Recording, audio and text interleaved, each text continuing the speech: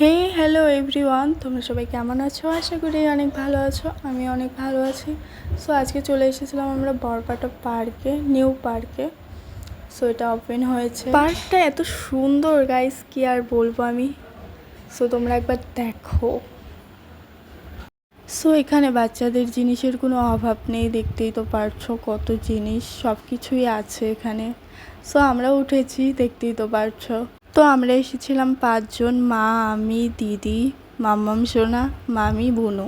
টিকিটের দাম হচ্ছে 20 টাকা করে। পার্কে তোমরা কিছু খেতে পারবে না গাইস। আমরা আগেই বাইরে থেকে খেয়ে তারপর পার্কে এসেছি। দেখতেই তো পারছো এখানে স্টাইল মারছে একজন।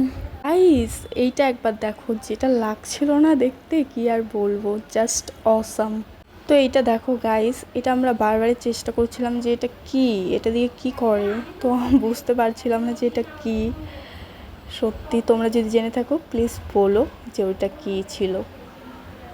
তো এই ব্রিজটার লাইটটা বারবারই চেঞ্জ হচ্ছিল, ভালোই লাগছিল দেখতে।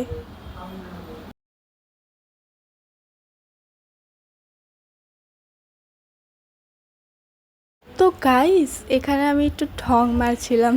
সো দেখতেই তো পারছো আমার ঢঙের আর শেষ নেই। কত যে ঢং করি আমি নিজেই জানি না।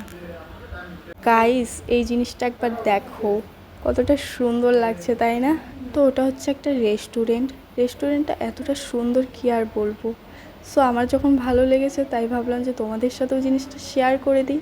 তো গাইস এখানে আমি একটা ভিডিও করছিলাম, তখনই লাইটটা অফ করে দিল। এতটা রাগ উঠেছে আমার, কি আর বলবো। সত্যি গাইস আমার সাথেই এমন হয়।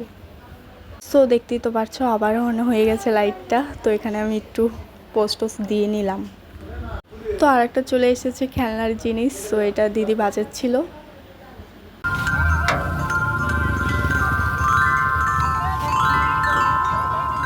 সো গাইস দেখো তোমরা, আমাদের মাম্মাম সোনা কতটা হ্যাপি হয়েছে এটাতে চড়ে। সো গাইস ভিডিওটা এই পর্যন্তই থাক। সো আমরা এখন চলে যাব বাড়ি। Bye bye.